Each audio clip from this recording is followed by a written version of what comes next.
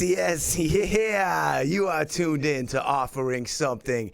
I am your host, Michael Bernier, feeling so good to be alive. That is for sure. You know that I love you for tuning into the show. I got to give a whole lot of love to our super sweet support system at Enjoy Your Life brand, Riverwalk Brewing Company, and the Higher Education Music and Arts Festival. Yes. If you're watching on YouTube, please click on that subscribe button. You know we're out there on every platform in the streaming TV world, Amazon Fire, Apple TV, Roku, all that on the Plymouth Rock TV channel. Oh, yes. We have a naturally beautiful episode in store for you today with an individual who is a natural healer, an advanced clinical nutritionist, an acupuncturist, an educator, a practice owner, a renowned chef, a community leader, and an enlightened individual who is organically offering something. It is with health and happiness that I introduce to you Dr. Dan Eyink, M.D. Hey, doctor, how are you, man? Awesome, man. That was quite the introduction. That's how I feel about you, man. You got a whole list of things. I'm like, what do I actually say? There's 65 things. I hope that I touched on the ones that matter. You did. I did. Impressive. All right. So it's a pleasure to have you here. Thank you. I appreciate you coming out of your house and moving your physical body to the studio for this experience here. You have quite the place. Thank you. All right. So my first question for you is, what do you love more? Helping humans find their peace with their health, or the process of finding the root of an issue and resolving it? I actually like both of those, but I got to tell you. Tell me. I got to tell you, it's each person brings in their own puzzle, and to really put that in terms that the person can understand what's going on and explain it. That's exciting. That's the part you love the most. Really exciting. This is what is it's like happening. A puzzle. You can handle it. With me, that's going on? How about this? This one's for everybody, the viewers that don't know you. We're in the West Indies. You're in the West Indies. You're walking east on a trail. It's a 100-mile hike where you're going. At the same time, but unknown to one another, I am on the opposite end of the trail walking west. We happen to arrive at the middle at the same time. We sit down. We haven't seen humans in a long time. We share some small talk. All of a sudden, here comes a ripping storm. We see it. We're like, we have to get out of here. And as we're about to part, I'm like, hey, man, well, what do you do anyway? And we know we have about a minute before we are in some trouble. You have a minute. What exactly do you do, bro? Survival. Survival. It's the basics. That's it. It really is the basics. I'm a survivalist. Collect the rain. Make sure you save it. You might need it for drinking later. Take your bath and shower right then. Get with nature. This is a common problem with food. People come in and go, what should I eat? I go, you should follow the nature of the seasons. What do you eat in the summer? You should almost be a vegetarian. What do you eat in the winter? You need heavier foods. Get with nature, whether it's in the woods of Peru or wherever you're at. You're going to be in sync with nature and also your divine self. That's the key, the synchronicity really with nature. It really is. I love you. I know this already. We were just getting rolling here. So let's take it back to the little Daniel days. Where were you when you first made your grand escape from your mother's womb? You like that way of putting it? That's a heck of a way of putting it.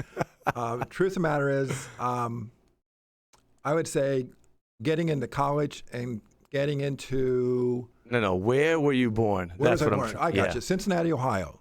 So in Cincinnati, Ohio, Midwest, good German food, the basics and middle class, poor, rich.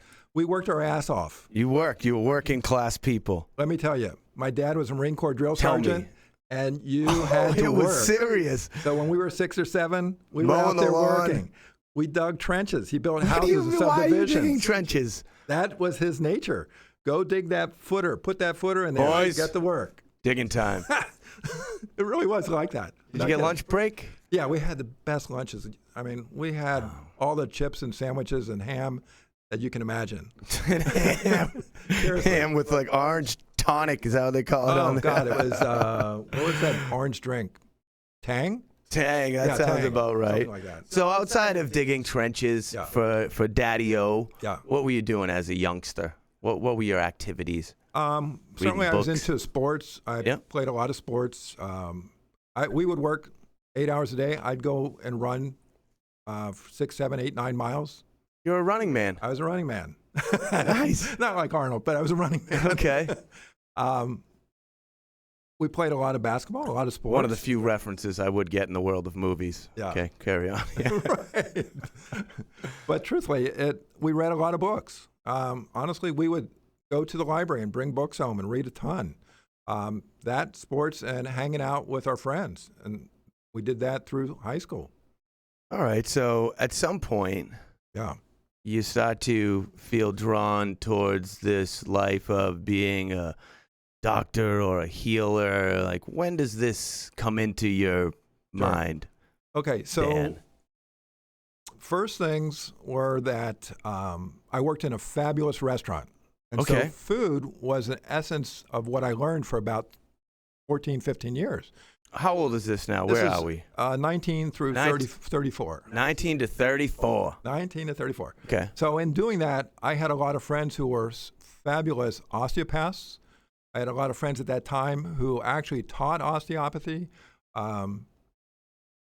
They brought in doctors at the restaurant, even from France, to do home birthing. Back in the early 70s, that was like, At the what restaurant? the heck are they doing? Like, here's some beef stew. No, yeah, right. Here's a Here's the birthing birthing. process. No, but they came and talked and gave lectures or Okay. in front of people. Yep. So, you get exposed to that and you go, okay, there's some It's medicine. quite a restaurant, this. Then we had the top doctors from the University of Cincinnati, the cardiology folks coming in, eating there. We had different medical teams that we would cater to. So I was exposed to great food, to medicine at that time, and also different points of view on medicine. Yeah. But So yeah, that opened up your mind to that world. it really did. It really did. And when did you first take some action to get yourself involved or start the process? For medicine. Yes, for so medicine. Actually, what happened was I worked in great restaurants, came to Boston. When you come to Boston, you go back to school. That's and what so- happens in Boston. There's so many schools to go to. All of a sudden, you're in college again. You're like, okay. Back all in right. college, I said, okay, here it is. So I said, well, let's get a business degree. But I took one pre-med course, and I liked it. And I said, that's it. And I did my pre-med in a year and a half and got into UMass. Yep. And completed that in 4 years and then went out to Oregon, Portland, Oregon, where I had a lot of friends there. Again, doing... How did you choose Oregon? Is there just a great school there? No, a lot of friends were living out there. Friends who were was more driven by social life. Social life, right. Yeah. But there we're into acupuncture and osteopathy and naturopathic medicine. While I was Okay. doing my residency, they kept saying, you got to learn some other points of view. And absolutely. I mean, I grew up that way, learning different points of view of food. Why not do that in medicine? Right. And when you go through medicine, there's so little taught on food as health that it's absolutely stunning. Yes, it's mind-boggling. It's mind-boggling. Yes. Yeah, right. So, as far as these medical schools that you're attending here, these colleges, in my head and in the minds of many, it's a big financial commitment to go to those things. How do you pay for that? Great. So I went to UMass because it's a state school, so Yep. the price was doable. Realistic. And then after doing residency, if you come back to Massachusetts, again, they have debt forgiveness programs that made that much more doable, which is why I stuck it out here. versus Stuck going it out. back You didn't really want to be back here. to the West Did you Coast. love the scene in Boston? You're like, wow, what great people. They love me. Is that how you felt? Or was it a little rough? Actually, I liked liked it. Cambridge. And liked I worked at a restaurant or two in Boston that were. did? Yeah. Give some names of those restaurants or The twos. Harvest Restaurant. That was where Julia Child used to come in. Wow. So we had exposure to some great people there. And also at... Were you there? Did you prepare the meal for Julia Child, or was that a day off for you? Give me the truth. I know you've told your buddies that you've made food for Julia Child, but is it real? No, I have not made food for Julia Child. Okay, I okay. have drank something with Julia Child. But I had some drinks with her. Oh, that's probably the better story right there. So you're in Oregon, you finish school there. Yeah. What happens next? Okay, so what do? I went back to UMass, did primary care. After doing that intensely, I also did in-hospital work, worked in one of the ERs, urgent care, saved enough money to pay all my medical bills off in three years. Yep. And at the end of 4 more years, I said, okay, time to learn some new things. So I did my training in acupuncture at Harvard. They have a night course. Also at UCLA, they have another course. One teaches Japanese acupuncture. The other teaches Chinese. I actually resonate more with the Chinese style. Okay. And so I brought that into my practice doing primary care. I'd do those things at lunch. And yet I felt I wasn't really healing people, still treating symptoms. And one of the things came back to me was, where's the nutrition? So when you look around. So you were starting to question this were you vocalizing this, or this was all internal stuff? You're like, what's going on here? Doesn't seem like we're really trying to resolve the issue. Right. Was it being said? No, it wasn't. Okay. Among my friends, yes. Yeah. Talking to folks out in Oregon, yes. Yeah. But the people who held on to that knowledge were the chiropractors.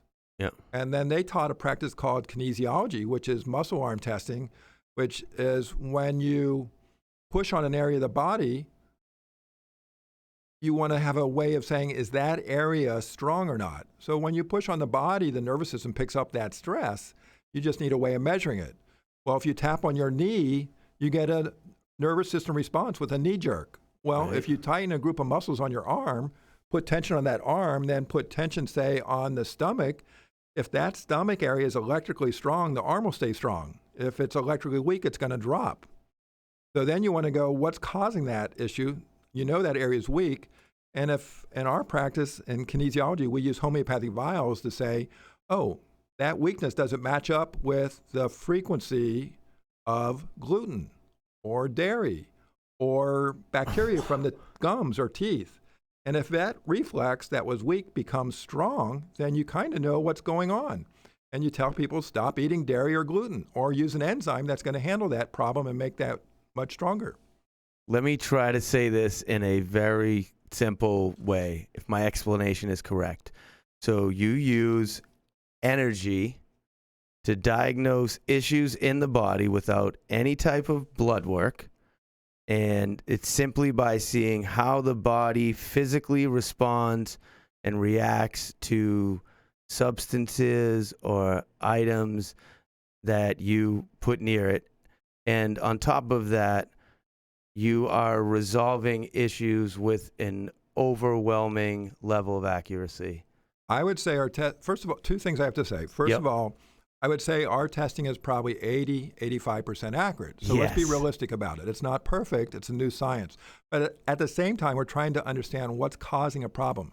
Now, in real medicine, we're not allowed to diagnose anything except, so energetically, that's not a way of diagnosing things. So legally, I can't use a term like that without getting myself into trouble. Okay. So I would just say we are using energy that's indicating that there's another energy that's causing a problem. So the weakness of that electrical system, that energetic system, would say it matches up with the energy of gluten. I can't say that's a diagnosis of a gluten sensitivity or gluten problem because legally that's a problem in our country. Okay. So I'm careful about that. But what we do is we see results using nutrition to resolve weak reflexes or using homeopathic. I want to get and I know other people want to too, like understand this actual process. Like I come in, I tell you whatever, like, is there a device involved? I lay down on the bed, you put your hands over me. Like, how are you interpreting this vibe? Like, just walk me through what actually happens there. So first of all, we do it standing up. So if you're alive, we want you standing up. If you're lying down. I'm standing up. So it's dying time if you're lying down. Okay. Or bedtime. There are times to put somebody in a lying position. That's more of a parasympathetic position. If they can't sleep, let's test them lying down. Okay. But in general, people are up and alive. So Right. we test them standing up, and all Man, we're I doing. like this. I like this approach. Let's be alive. So yeah, I like it a what lot. we're doing is we ask the person to put their arm out about parallel to the shoulder, and we put a little tension on that arm. Not so much that they find a balance where it's not too much tension, because you want to reach a fulcrum point where it stays strong or it becomes weak easily enough that you're not fighting it. Either it drops or not. That reflex on the arm is very, very useful. That's been going on for about 40 or 50 years by the chiropractors. You learn a lot in that process. You learn a ton. You can go through the whole body. You can, even though your lab test may be normal for the thyroid, when you push on the thyroid and the arm goes weak, and you come back and go, oh, there's a gluten effect on that. Let's use an enzyme. You find that it's still weak, and you add in, say, a little iodine or selenium, and it gets stronger. You've made that whole energetic tissue for the thyroid become really, really powerful. Do it another way. Think about it. How many people want to lose weight? You have them squeeze the waist, and the arm goes weak. Your body morphology is saying, I'm weak there. Yeah, no good. So now you push on the thyroid at the same time as you're pushing on the waist, and it goes strong. It's saying, give yourself some thyroid support to make you have the metabolism to lose the weight. This is really push on good. the pancreas at the same time, and it's saying, oh, there's a sugar issue there. Come on, we got to get smart about our sugar. I could even bring this reflex on the waist to normal, say a normal strength, and then I hold sugar over that waist and their arm collapses again. Or it could be fruit, and they're eating too much fruit and it collapses again. You talking about this holding actual fruit near there? So yeah, you could do that with an apple or a banana or orange or something. So you can help people narrow down their diet. I love everything about what you're saying to me right now. It's so practical. It really makes sense. It's practical. It's so unbelievable. And it's easy, actually. Oh, my gosh. So, knowing that you're not the traditional Western medicine, here's your prescription. So when somebody comes to see you and you run these tests on them and you send them off, it's more so sending them off with a diet. Is that accurate? We're doing as much as we can through giving them either a supplement to help, or we want to give them ideas in food to change. Say somebody comes in with heartburn, and yes, there's a gluten issue. Well, okay, so we're going to avoid gluten. We're going to give them an enzyme. But if they got heartburn, often bitter lettuces move bile down instead of up. So what does that mean? Let's have arugula. Let's have a radicchio. Let's eat some chicory. Yeah. People need to change their diets, and it'll help support their body. It's really fascinating when you can help people change their food and their lifestyle, and they see changes in 2 or 3 months. When people don't change, then we might move into functional medicine testing that might look at some more difficult issues. And sometimes that's needed for toxicity. Yeah. But we have panels for toxins, whether they're Roundup or metals or fluoride. Yeah. They're different toxins. You want to see what's going on in the body. Is there fluoride in the water here? Here's the problem. So Let's I hear spoke at about the this. city council 2 or 3 times and written letters that fluoride is tough. There's a federal case out on the West Coast, and there's been a number of studies in the last 5 years saying it's very hard on little babies and kids and can lower their IQ. It's in court. I'm waiting for that to happen. The government set a standard of 0.7 parts per million is safe. In Newburyport, it's 1.2 parts per million in the water supply here, and I've talked to the council folks about it. Nothing's changed. I'm sure it's waiting for the court. That's another issue. It is another issue. Can you tell me in just a couple sentences, why is fluoride being put in the water? Why is that happening? Well, the early studies suggested that fluoride would help strengthen the teeth. The problem is... It will be being parented by the water? I'm sorry. The problem is it's a toxic substance. It's one of the most reactive substances that you can put into your body. And okay, there's a lot behind that. To go from a grim subject to something so sweet and nice, do you like gifts? I do. You do? Can I give you a gift, Dr. Dan? I always accept gifts. Thank you. Chef Boy MD. That goes way back. I know it does. Oh. Thank you. Thank you. Wow. Big box. Small Awesome. gift. Go ahead, open it up. Let's go through it. Let's go. All right. There it is. Woohoo. What do we... Oh, we got to have the tissue Whoa. paper. How cool is Oh, this? there it is, an Enjoy Your Life hat. I love it. You're going to look so good. You're a I'm guy that going enjoys your south. life. I can tell this. One of the islands. I'm coming. There it is. Island time. Right on. Okay. Awesome. There you go. That's my band there. I know that. Yeah, Awesome. there you go. Pushing that on you. I hope you enjoy it. Thank you. From the No, Barefoot Guy. I appreciate it. Absolutely. Uh-huh. You've been down in downtown with the band. We'll walk by. You got it. Yeah. That's a Outlaws. local band here in Newburyport, Massachusetts. Love nice people. I don't know what that one is. A lot of CDs come in the mail to the studio. I like to give them to people that, have hearts and care about things like yourself. We do. Doctor. We do. Doctor, there it is, your own Enjoy Your Life puff for when you're in those situations where you too need to cover your mouth for whatever reason. I will use it. Yeah, or Okay, protect your awesome. neck when you're out on the Keys on a boat. You're right. Ooh, that's what it really is for here. We just got back from Cancun. I assumed you to be a medium. That looks like the right size. It is a good size. Yeah. Yeah. No. Yeah. Enjoy your life. I I could see you on the appreciate boat with that. Why do I associate you with boats? You go out on a boat? Is that part of your ways? Long story, but I did chef a restaurant on the Ohio River. And there are a lot of stories on that one. Oh, yeah. Julia Child comes back into play there. Oh, you don't know. It's a tank top for when you're hitting the gym at the resort. My little girl's going to love this. Oh, there's one for her. No, she'll love this stuff. I mean, she'll love to see me wearing this stuff. This is awesome. Oats overnight. Oats overnight. I'm telling you. Like, I've never been an oats individual. It's good. It's clean. You just put a little water in it. Here, a little music here. You might want to keep it for a shaker. Yeah, I know they're nice people. This is beautiful. Suzanne DeGeorge, I believe, is the name. They're a local artist that had sent us some stuff. I know the name, yeah. There it is. Yeah, that's now amazing. you have this. Thank you. Yeah. Mm-hmm. Lovely. Beautiful. What else is in the goody box? There it is. Woo-hoo. Ooh, we NBPT. You are a Newburyport individual. Yeah. There you get that shirt. Look at that. That's an Enjoy Your Life You for are the too much. female in Yeah, your world. my That's wife. that's a girl's shirt. Yeah. Yeah. Oh, she'll love it. Yeah. What's your wife's name? Do we get to say that? Jackie. Yeah. Hi, Jackie. And Phoebe's my daughter. I have no shoes on, Jackie. Love that. And Phoebe, you're so nice. Is that box done? Let's see. There's a Couple stickers. Yeah. Yep, there you go. good stuff. I love you. I hope you enjoyed that gift.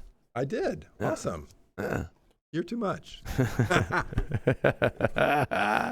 right. So I did get some questions from some friends, some viewers, some people that are interested in Dr. Dan. We're going to run through some of those questions now. All right. Here we go. Do you feel that the plant-based diet is the best possible option for optimal health and wellness? Depends on where you live. If you're in Antarctica, you're not going to eat vegetables there. You're going to eat blubber. It depends on where you live. Okay, so it's geographically dependent. Live with nature where you are. Seriously, if you're in the summer, you should have a vegetarian diet. If you're in the winter, the problem I see with the vegetarians is they don't eat enough warming food, more vegetable stews. They got to have strong warming foods. And so that could be heavier meats if that's what you're into. But whatever it is, it needs to be warming foods. Things like spices like cardamom, cinnamon, ginger, they're going to warm you up. Yes. So match the seasons with your food. You'll be much healthier. That's your answer there. So it really is. That's a perfect answer. I respect this. Yeah. As a person that doesn't eat anything but vegetables and nuts and greens and things. No. I do feel warm in the winter though. Some people don't. There's a lot of people. But I think it's driven by I understand that more as I see the full transition of this, but I think the warmth is driven by the exercise. It'll keep me warm for the day. All right, another question here. You kind of just answered this. Is there any use for red meat in the human diet? Are pork and lamb and chicken a part of the slow kill diet? Should they be ruled out? I'll give you an example. Yep. Somebody comes in with peripheral neuropathy. You can eat sauteed chicken livers every other day for about 2 or 3 weeks, and a lot of those neuropathies disappear because of the intense vitamin Bs that you get through liver. So medicinally, there's a place for everything. You have to, anyway, medicinally is how I think. Okay. No, Yeah. I respect. Of course, I respect this. Yeah. So, what do you think about, while considering all of the foods that you're mentioning, how valuable is it to look for the organic or the non-GMO options and search for the clean foods versus Yeah. the slow kill stuff? So in general, we're telling people, look, you need organic food. You need food. We use guidelines put out by Environmental Working Group. They have the dirty dozen Dirty and dozen, the clean 15. Clean 15. Yeah. So we use that as guidelines for a lot, and that helps people who don't have the monies to buy organic all the time. Right. But honestly, there's too much GMO. You got to get it out of your diet as much as you can. So maybe I'm wild for thinking this, but I've always viewed things in this way here. People that have grown up eating lower quality foods and did this from the days that they were an infant until they were an adult, time and time again, eating these foods that have hormones and chemicals in them. In my mind, I feel like they've been intoxicated for their entire lives, that they haven't had the opportunity to see clearly, to know what their body is fully capable of. And when you're amidst eating this food for such a long period of time and you start to battle mental health issues, that it's hard to really say what's going on when there's all these other outside influences coming into it, the growth hormones in the food, the weird whatever it is, the red 29 and all these things. Am I nuts for thinking that? No, not at all. That's the reality of our American system. Most people are relatively intoxicated by the food, drugged. Yes. Just to give you an example, cord blood from pregnant women has over 270, 280 chemicals in it already, even if they're eating well. EWG did a study on cereals. 33 out of 35 cereals for kids have GMOs in them. Even a couple of those were organic. It's a problem. So we really need a detox diet. And honest God, the vegetarian diet is the most detox diet you can do. And we'll encourage people, look, you need to do this 2 or 3 times a year to clean things out, or you're going to have problems. That's the reality. I'm just not, I know it's reality. I'll give you It's another like hearing example. it come back from a doctor that I'm not insane about this. I've always viewed this happening. Yeah, and it really disturbs me. People say why are you're so happy? You're always in this thing, and my answer is always, it's the food. Yeah. I eat the cleanest food, so this is my body gets to do what it's supposed to do, and my mind is in a place where it naturally would be because I'm not firing all these crazy chemicals and what's that, and it's having to deal with these things. I think reassuring. Thank you. It really is. What you have to do is, in my position, I have to meet people where they're at. So I had a gentleman, divorced, 70 years old. He's got a problem with cancer. And I said, you need organic food. I don't know how to cook. I said, just go to Shaw's or the supermarket and start buying organic pre-cooked soups. Yeah. And you're starting out that way. Yeah.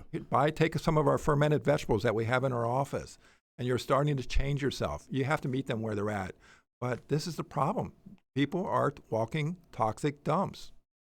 Another question here that came in is it exhausting going to work every day when the question is 9 out of 10 things that you're faced with are problems that people are coming to you when they get to the point of an actual problem. Is that kind of exhausting? And you're like, why didn't this person come 6 months ago before they had this lump growth?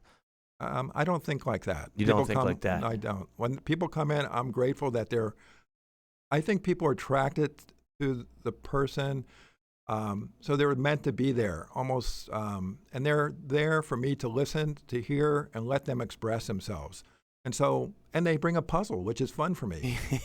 so I'm having fun. Do you actually work on puzzles at home? Crossword puzzles, 1,000-piece puzzals?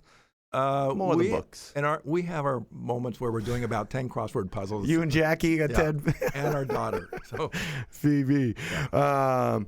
So over the course of the last year and a half, there was a lot of talk about the tremendous value of vitamin D for the immune system. Yeah.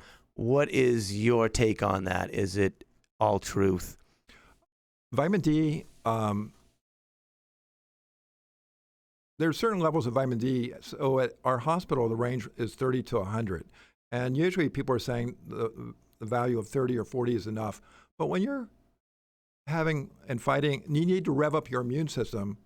Doing high doses of vitamin D shortly for 4 or 5 days, I think is very rational to do. I think it's very helpful. So I look at it as beneficial for the immune system. So over the course of the last time here, when people were like, I'm going to start taking a vitamin D pill every morning, that's fine. That's fine. Now, what people don't realize, you need to do that with vitamin K. Vitamin K. D and K go together. Vitamin K, if you go online and look up on the internet, calcified plaques in your arteries. Where all things true I know. reside. But vitamin K helps take calcium out of the arteries and puts it into the tissues and bone. So if you don't have vitamin K, D helps your body will bring it into the bloodstream. But if people aren't taking vitamin K, it can get stuck in the arteries. And most people over 65 will have calcified arteries. Is it safe to assume that most vitamin D supplement pills would just have vitamin K in it because they know we really need that anyway, or no? No, it's not at all safe to assume. Is it safe to assume that a healthy individual, what you would consider healthy, doesn't need to take the supplement, that they're maintaining the appropriate levels of vitamin D? What I would do is tell people, do lab work and check. So then you'll know. What if you're so far into the I don't do lab work, sure. I don't do anything world, base it upon how you feel? Asking for a friend. Yeah, no. Well, if you traditionally get really good sunshine, it'll carry through maybe till February, March. But in New England, most people are going to be on the low end. And that's really not enough when you're trying to fight off a stubborn virus. Gotcha. Yeah. So you want to maximize your health. Right. Okay. Yeah. A local legend and an amazing human, Josh Walker, the owner of 1620 Workwear. You probably see the sign over here when you're leaving your space. A great person. He loves you. He said he wanted me to ask you, how important are fermented foods when it comes to gut health? Something he should be constantly consuming, something that should be eaten when he's feeling some trouble in his gut. Yeah. What's your take? Great question. Here's the thing. Joshy. We sell probiotics, but honestly, if you take 2 tablespoons of fermented cabbage, sauerkraut, kimchi, you're getting 100 billion probiotics. Now, when you start to realize that 1/3 of your nutrition in your blood is coming from the bacteria in your gut, you better take care of the gut and the bacteria down there. Right. 1/3 is actually that bacteria is helping you metabolize about 1/3 of that food. So that's extremely important. Talking about the process of fermenting foods at home on your own. Is it as easy as putting vinegar in a jar and stuffing some cabbage in there? So my little daughter, who was 7 or 8, we did a video with her where she's pounding cut up cabbage. It's shredded. It's pounding the hell out of it, salting it, putting it in a big bowl. Let it sit there and get the juice out of it, then put it in a nice jar, pack it in there, have enough liquid to cover it, put it into an airtight jar, and let it sit outside for a week. You're going to have some good sauerkraut. Anyways, it's some very simple. Sit outside? We depends on the time of the year. Okay, all right. But honestly, you can put some different flavorings into that, like garlic or turmeric. You can make it interesting with other spicy herbs or pimentos or peppers in it. How often are you eating fermented foods? Just a part of your regular daily consumption? Absolutely. Okay. So I do anywhere from 2 to 4. You hear that, Josh? Every day. All right. Let's talk about fasting. Do you fast? Is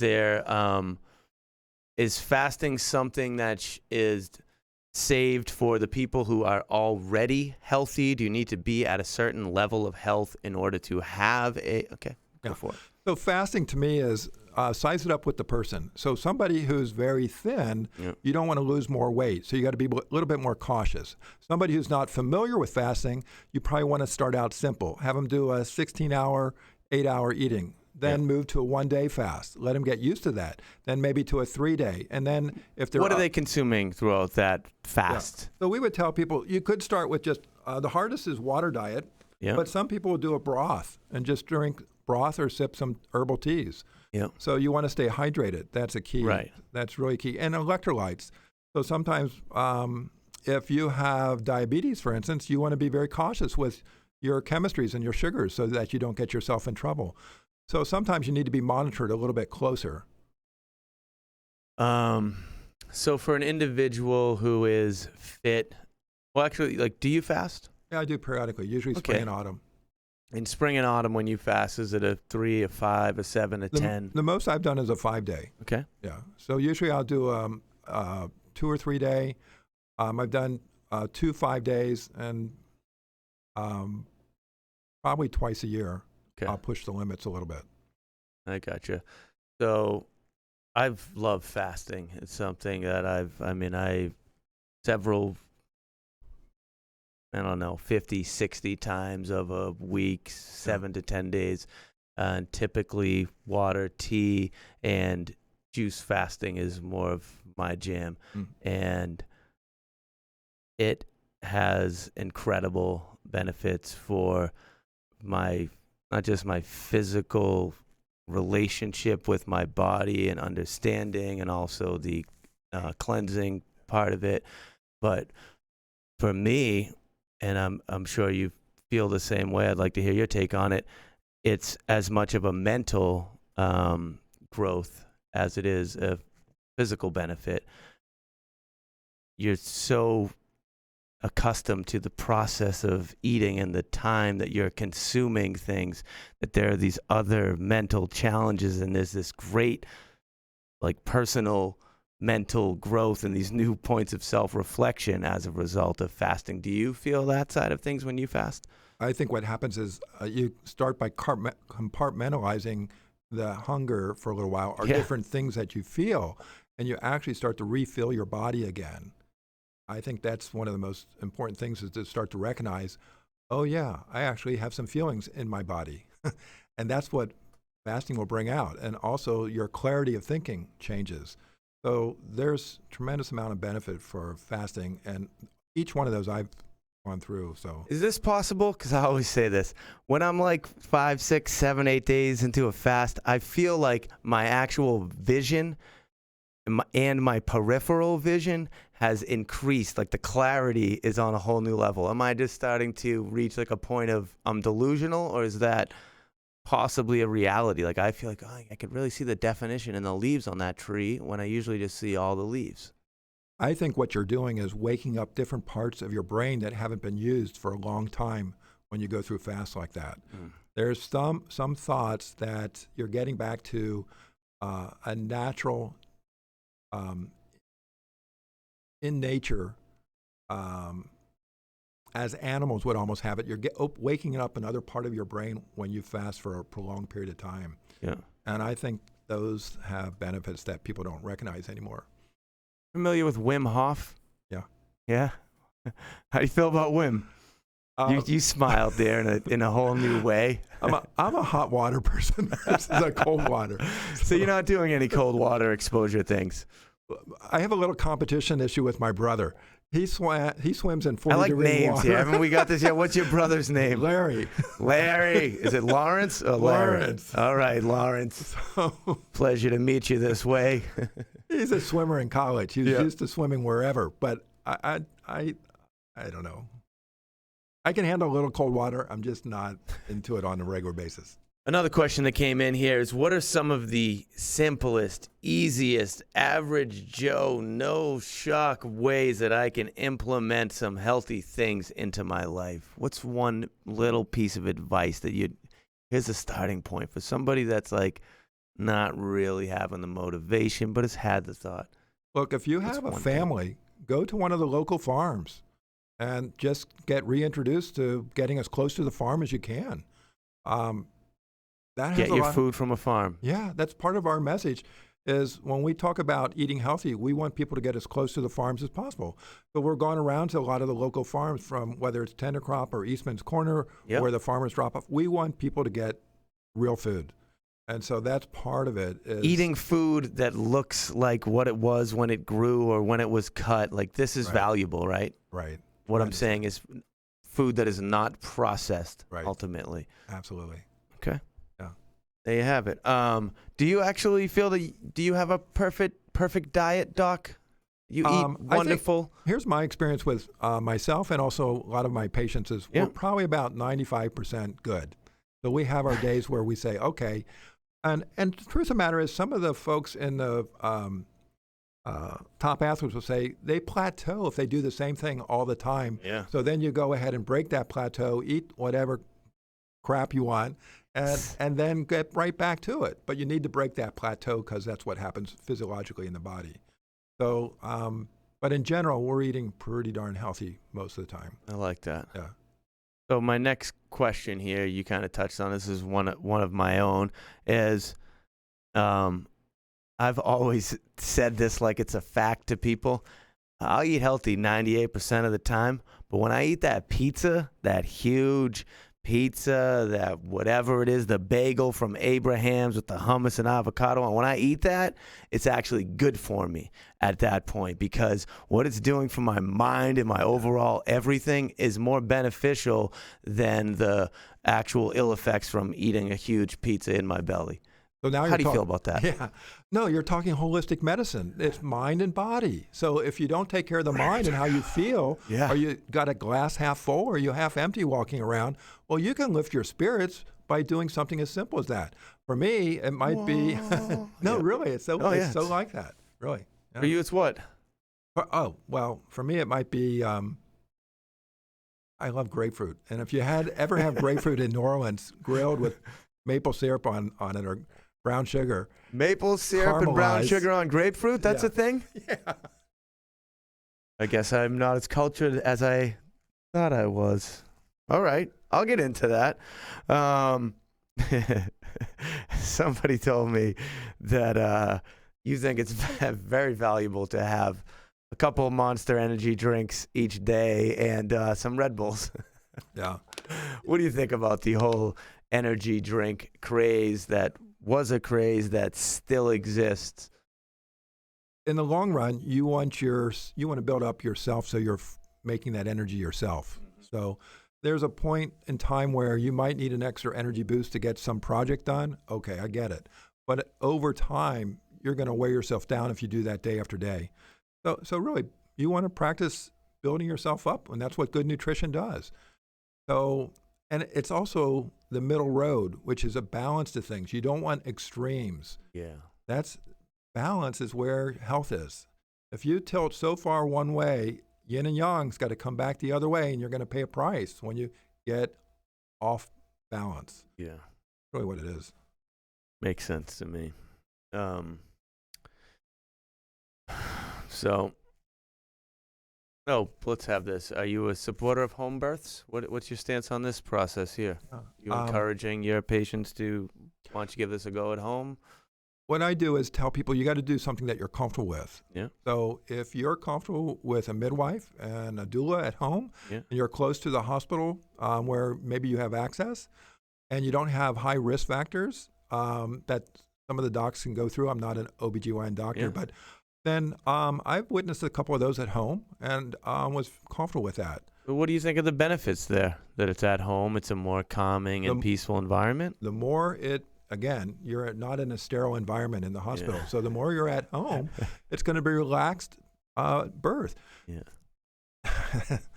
Okay, so the number one question here, you knew we were going to get to this point. There's a little drum roll going.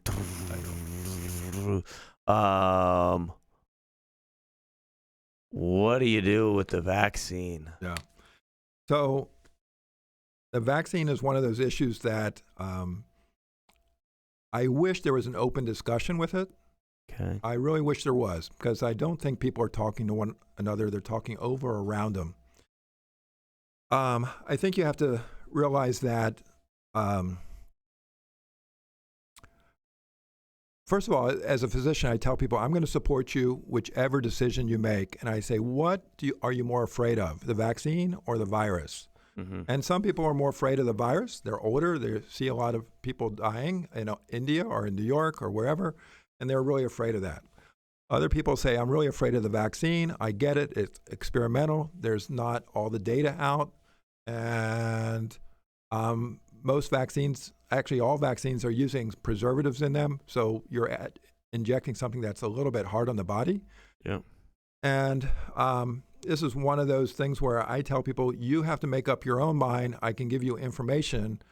You can go to the CDC website and read what they have, but there are other websites. You need to have both sides of, you need to be reading both sides of the coin to understand what's going on, and then you have to make up your own mind, your own choice.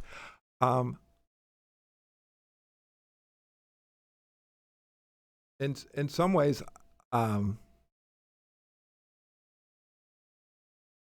there's a lot of issues on vaccines that I can't talk about in public because of I respect that. If I ask any questions, you can't answer. That's a tough one. This is probably one of them that was asked. Are there things in it that you feel are definitely harmful to the body that will have a long-term effect? Well, good. Yeah, I just think there are always preservatives in there that some people can handle better than others. Their detox systems are open and working.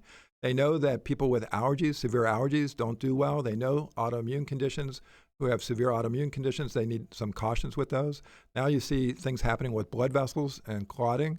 So you need this should be a personal choice and a personal decision based on your health, not as a mass one-size-fits-all. And as a physician, I want to have that. I want to be able to help people make those individual choices. Make the right decision for themselves. That's where I come from. Because people come in and they say, I want your opinion, Doc. Like, what do you think I should do? So the last question, again, don't have to answer it. I have my assumptions on the topic is, are you getting the vaccination? Have you been vaccinated? You don't have to answer this. That's a good question.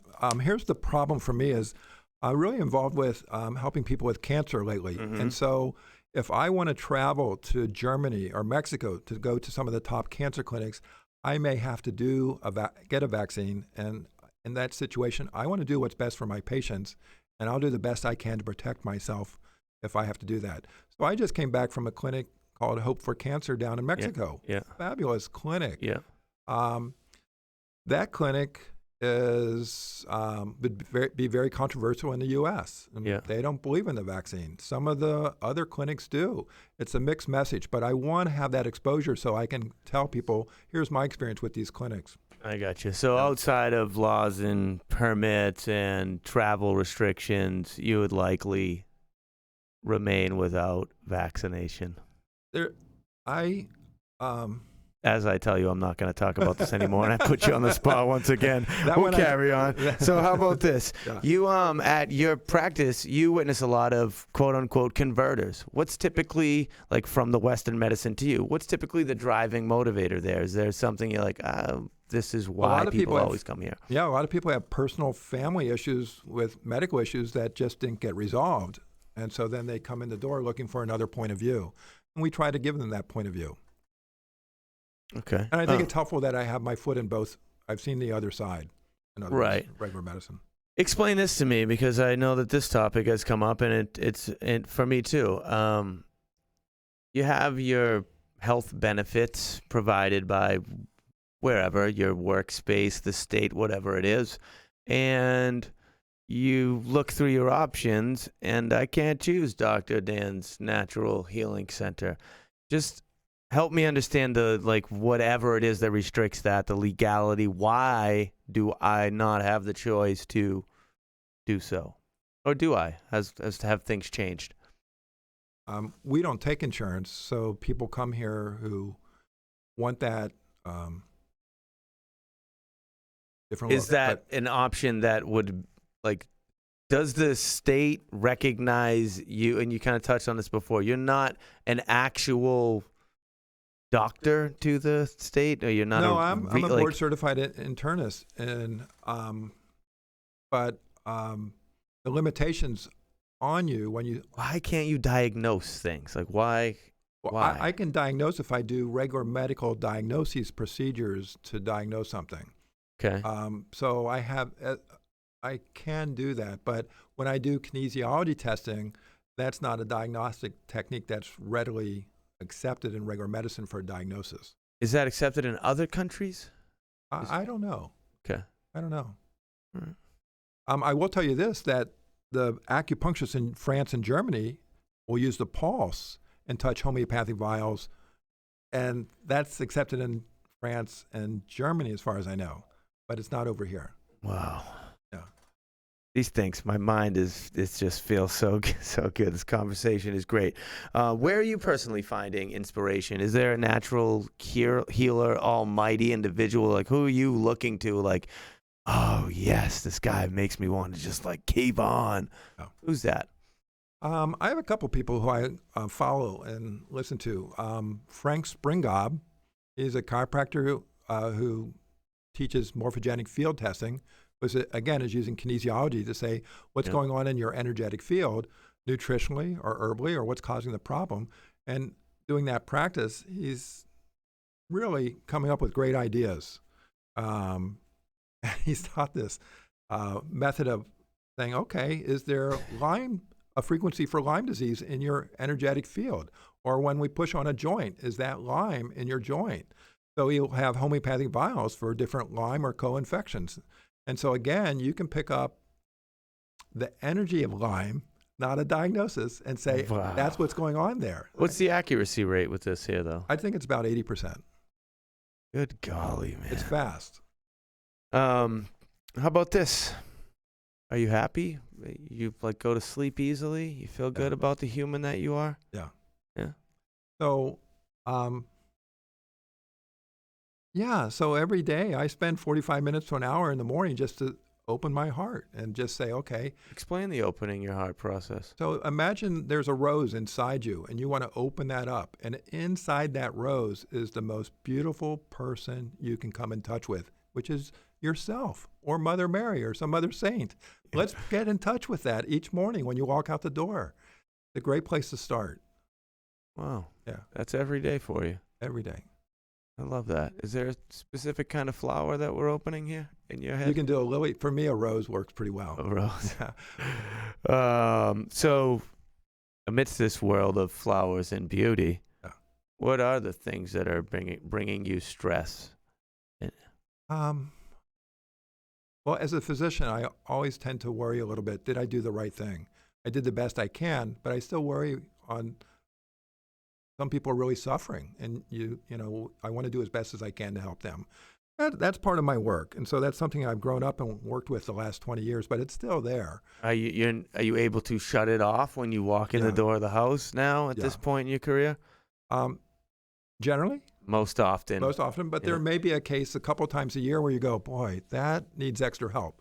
Yeah. And the best way to ease that is to get somebody else to help you. So asking for help is important from other practitioners. Getting a consult from somebody who does the kinesiology work or an alternative cancer you have doctor. a good network of friends that you can call outside of the office line and be like, hey, that's really nice. Yeah. Do you you watch Curb Your Enthusiasm? Are you familiar with this show? Larry David, you know this individual? The name's familiar. Seinfeld at all? Seinfeld? That's my brother. Okay. So how about this? You're at the grocery store on your regular, you're just trying to shop for some groceries. And, here's Bessie from down the street, and she's like, hey, Danny, can you take a look at this here? I got a little rash going on. Would you look at it? And you're like reaching for the organic Circle O's options off the shelf. He's like, can you just tell me? And you're like, does this happen to you? Outside of the office, somebody wants a little consult? It has happened. Yeah, absolutely. Yeah. How do you cope? How do you deal? Not cope. How do you respond in that situation? Well, I could see you in the office if you like. No, I kind of smile and say, you might want to try a little honey on that. Act like I don't know. No, I just say, that might need a little extra work, and I need a little help in the office to get the best answers for you. But, you might consider just changing your diet just briefly and then come in and see what the diet did. And talk to me about it. Right. So there's definitely a theme here, and I love to see it, and it's eat clean, whole foods. So much of your health is driven by your diet. So I'd like to say this to you. There's a reason that I invited you here, a couple of reasons.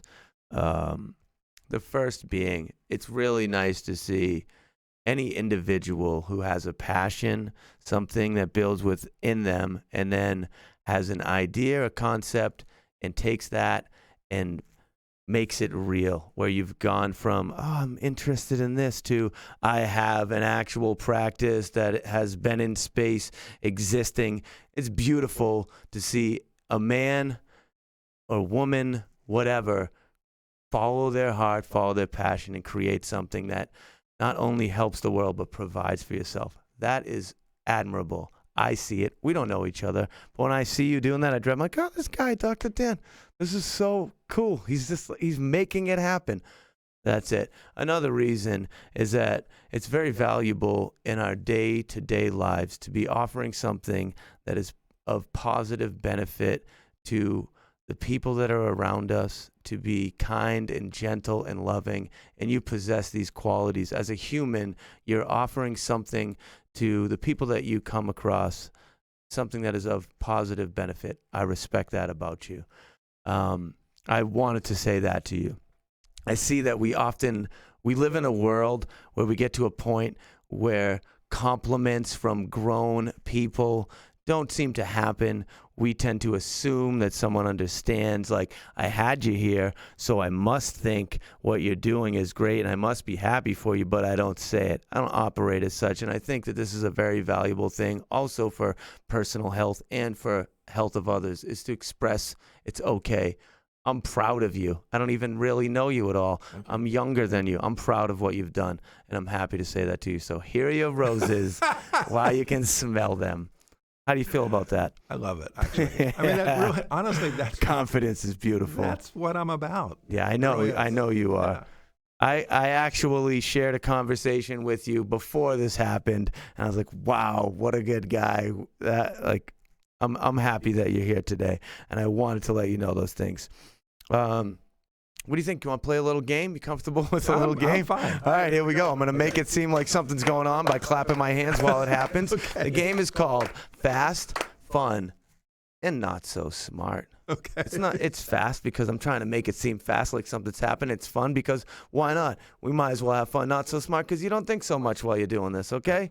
It's just say anything mode. Got it. You familiar with that? Yeah. Fast, fun, and not so smart with Dr. Dan. Your favorite restaurant in Newburyport, Massachusetts. The Grog. The Grog. There it is. Favorite warm weather location to travel to on vacation? St. John's. St. John. Had some really good times there. You have one meal left to eat. What is it? I'm not clapping fast enough. One meal left to eat. What is it, Dr. Dan? How about this? Some salmon. What is it? I like salmon. Salmon. I'll take the salmon as I slowly die. If you had to eliminate one state in the United States of America, oh by golly, we're cutting it back to 49. And you, Dr. Dan, have to decide which state is out the window. Which state is it, my friend? That's a bad question. Ohio. Ohio. See you later. Sorry, West Coast, East Coast. If you had $1 million, $100 million in the bank, Dr. Dan, would you still be doing what you are doing? I would. I knew you'd say so. And I would try to help teach more people. Yeah. Last question here is, are you happy you came on the show today? Yeah. Oh, man, it sure has been a pleasure hanging out with you. How do people out there in the interworlds make themselves familiar with Dr. Dan's? Is it Dr. Dan's Natural Healing Center? Is that the name? It is. It's really word of mouth. Okay. Yeah. Do you have these Instagram pages and Facebook pages and these types of things, Dr. Dan? Eyink, MD, Chef Boy MD. That is my 1 week area is the electronics. So I let my wife and our manager take care of it because I really. But they're not taking care of it right now, Jackie and manager. What is it? You don't know the handle? At Dr. Dan's Natural? You don't know? I honestly I'm putting you on the either. spot, and I respect the fact that you don't know because what is that world anyway? Is it even it's real? It's a world that I don't participate in. My wife and our staff do. Oh. They have Instagrams, but I honestly don't follow it. Yeah. It's for me. It's time I don't have. I didn't ask you this. Yeah, Are you in good health? I am. You Yeah. are. Yeah. Yeah. Happy to hear that, Dan. It's a work in progress always, and it starts first thing in the morning. That's right. I know the flower process. We've been through it. It's been a pleasure having you here. I really appreciate your time today. You're a good man. Thank you. I hope you've enjoyed yourself. Back at you. Yeah. Yeah. This right here is offering something. You know, I love you for watching this show. We are signing off now. You know, I got a whole lot of love for our sponsors still. You got to get hip with Enjoy Your Life brand, Riverwalk Brewing Company, and the Higher Education Music and Arts Festival. Hit subscribe. I love you for that. I am out of here. A lot of love to Dr. Dan and a lot of love to you. It's the end of the show. Peace out, my beautiful, beautiful friends.